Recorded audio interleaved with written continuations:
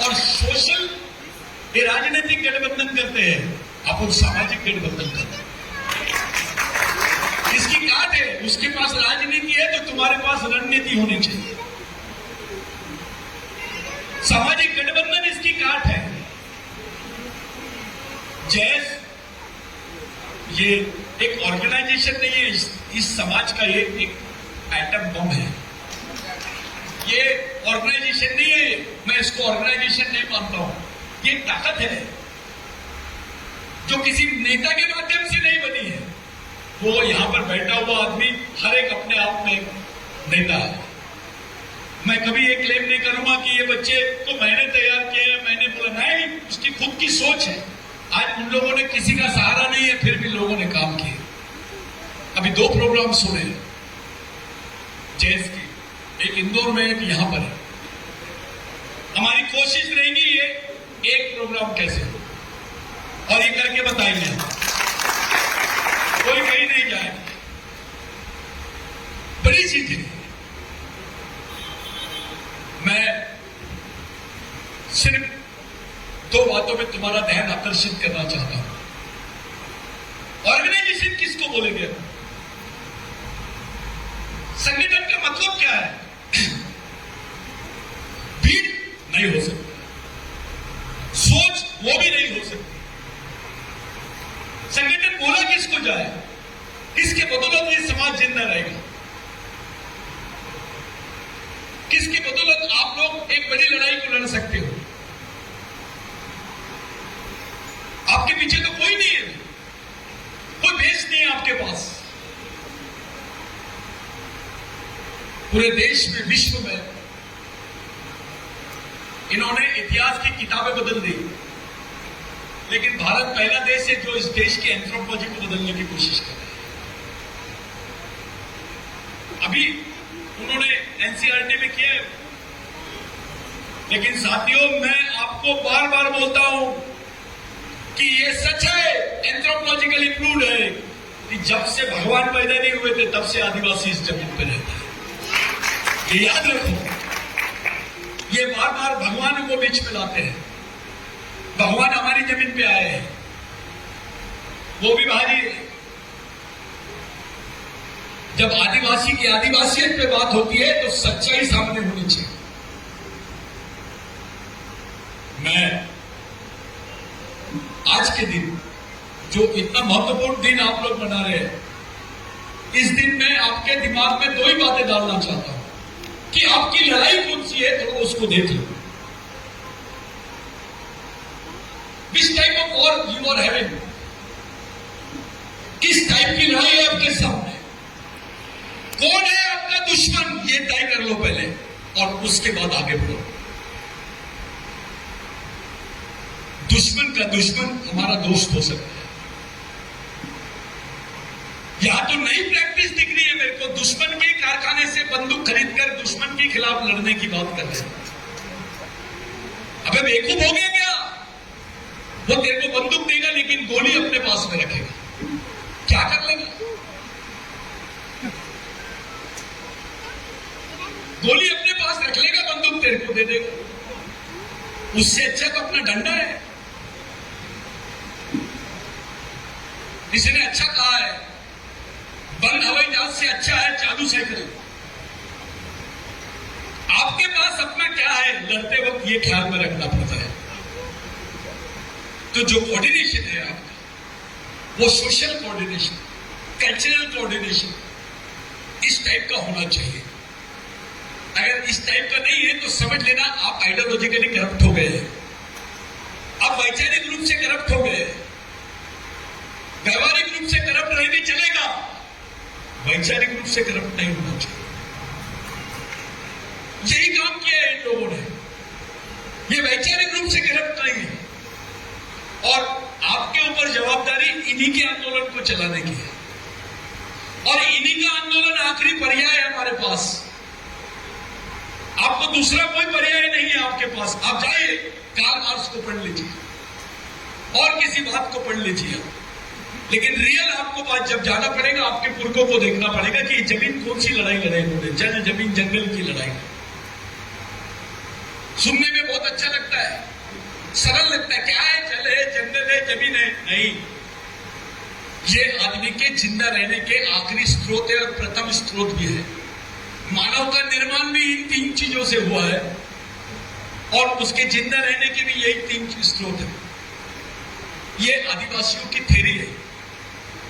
इसको बोलते हैं सबसे highest human psychology of India, यानी आदिवासी संस्कृति। वर्ल्ड की सबसे हाईएस्ट ह्यूमन साइकोलॉजी भी कह सकते हो।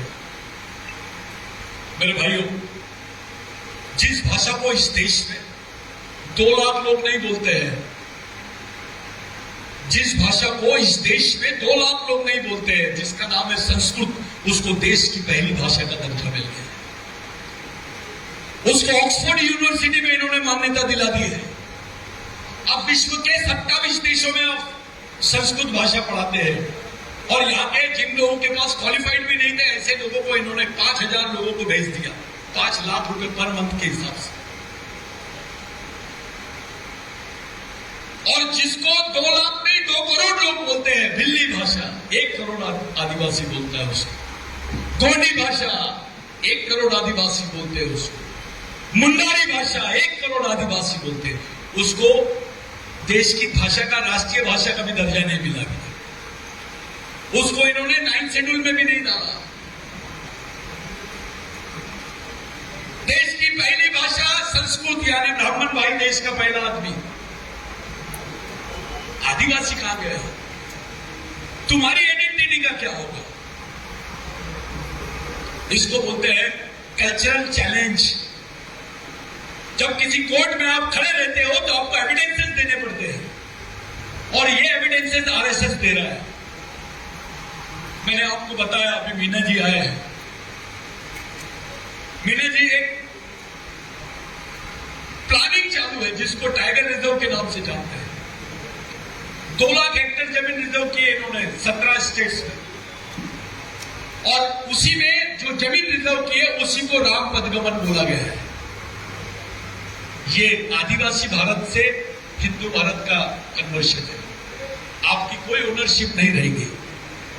आप इस देश के मालिक की नहीं रहेगी। आपके पास जमीन है तो आप है, जंगल है तो आप है, नहीं तो इसके बगैर आपकी डेफिनेशन भी नहीं हो सकती। साथियों,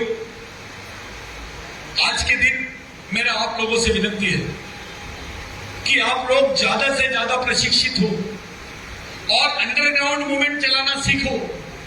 व्हाट्सएप पे जो मूवमेंट चलाते हो वो कुछ अलग टाइप की रहती है, जो रियल होती है उसको समझो, वो रूट्स में जाओ और अपने मूवमेंट को समझो, अपने समाज को समझो। व्यापक सोचना शुरू करो, बड़ा सोचना शुरू करो, छोटा मत सोचो। क्षेत्र तक, जात तक, धर्म तक ये छोटी चीज है, इससे बाहर निकलो और सामाजिक स्तर से छोड़ो। किसी ने आपसे पूछा देश बड़ा कि समाज?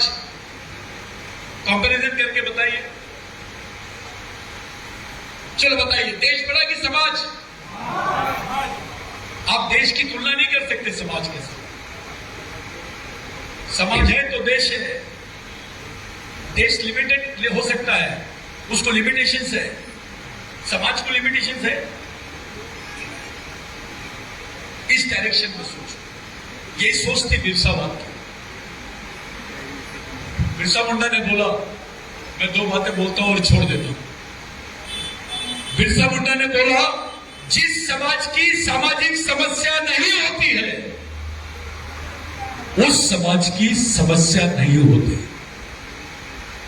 और जिस समाज की सामाजिक समस्या होती है उसकी समस्या ही समस्या होती है। आपकी सामाजिक समस्या यह है कि आप टुकड़े टुकड़े में बट गए हैं। आपकी सामाजिक समस्या यह है कि आपका आपस में संवाद नहीं है। आपकी सामाजिक समस्या यह है कि आपके पास कोई व्यवस्था नहीं है, समाज नाम की कोई व्यवस्था नहीं है आपके पास। ये आपकी सामाजिक समस्या है। आपके नेता पार्टी के नाम से बढ़ गए हैं, समाज समझना नहीं है उसको, पार्टी पहले समझती है। ये मैं इसको उसके दुर्गुण नहीं बोलता हूं, इसको बीमारी मानता हूं, ये डिसीज है।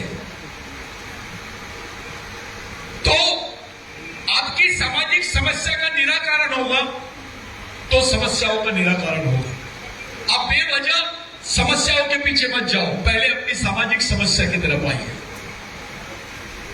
एक मिशन जिसको बोलते हैं साथियों, मिशन बहुत बड़ी चीज होती है। ये पंखा चल रहा है, इसके पीछे मशीन लगी है, मोटर है, ये आपको ऑक्सीजन दे रहा है। ये निर्जीव वस्तु में भी जान आ गई है, वो आपको ऑक्सीजन दे रहा है। उसके लिए आप पंखे का इस्तेमाल कर रहे हैं, लेकिन समाज के लिए मिशन का इस्तेमाल करना पड़ता है। वही सामाजिक मिशन समाज को जिंदा रखता है। तो ये टेक्नोलॉजी है, वो साइंस है, उसको इंजीनियरिंग बोलते हैं। ये टेक्नोलॉजिकल इंजीनियरिंग हो गई है, आपकी जो है ये सोशल इंजीनियरिंग है। तो ये सोशल टेक्नोलॉजी से अपने समाज को जिंदा रखने के लिए एक व्यवस्था निर्माण करना, यही अंतिम पर्याय है अपने पास।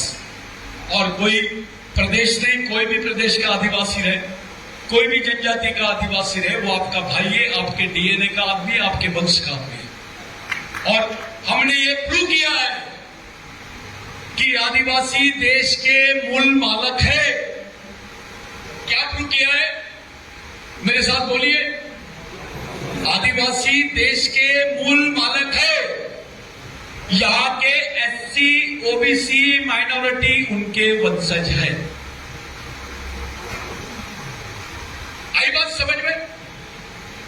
आदिवासी देश के मूल मालक है और यहां के एससी, एसटी, ओबीसी, माइनॉरिटी उनके वंशज है। ये थ्योरी इनके लिए, आरएसएस के लिए, इनके सामने आपको लड़ने के लिए इसी थ्योरी का इस्तेमाल करना पड़ेगा। आखिरी बात बोलते हुए जा रहा हूं। बहुत लोग बाजा बजाते हैं कि हमने ऐसा कर लिए, हमने वैसा कर लिए। साथियों, इस देश में, इतिहास में, इस देश के कॉन्स्टिट्यूशनल इतिहास में, लीगल हिस्ट्री में, इस देश के आफ्टर इंडिपेंडेंट, जब से कॉन्स्टिट्यूशन फॉर्म हुआ है, सुप्रीम कोर्ट बना है, उसके बाद से लेकर अब तक एक भी जजमेंट ऐसा पास नहीं हुआ था जो नंदाबाई भील के वजह से पास हुआ है। और उसमें बिरसा ब्रिगेड की बहुत बड़ी भूमिका थी। जो लोग जानते हैं वो मुझे पूछते हैं, तू जिंदा है क्या? उसी जजमेंट ने 2010-2011 के जजमेंट ने यह बात पहली बार पूरे देश के सामने लाई कि आदिवासी देश का मूल मालक है। ये सुप्रीम कोर्ट को बोलना पड़ा। लेकिन कब होता है? जब एक आदिवासी महिला को नंगा घुमाया जाता है, उसको नंगा बांध के रखा जाता है, उसके बाल काट दिए जाते हैं, उसको क्रिमिनल ट्राइब्यूनल के अंदर किया जाता है। वो केस में ये जजमेंट हमको मिला, ये वर्डिक्ट आया है। और ये हमारी सबसे बड़ी प्रॉब्लम ये है कि हम किसी भी चीज की सीरियसनेस को नहीं जानते, हम किसी को गंभीरता से नहीं लेते। ये जेएस का जो फॉर्मेशन है, ये बहुत गंभीरता, ये बहुत बड़ा रोल है आपका।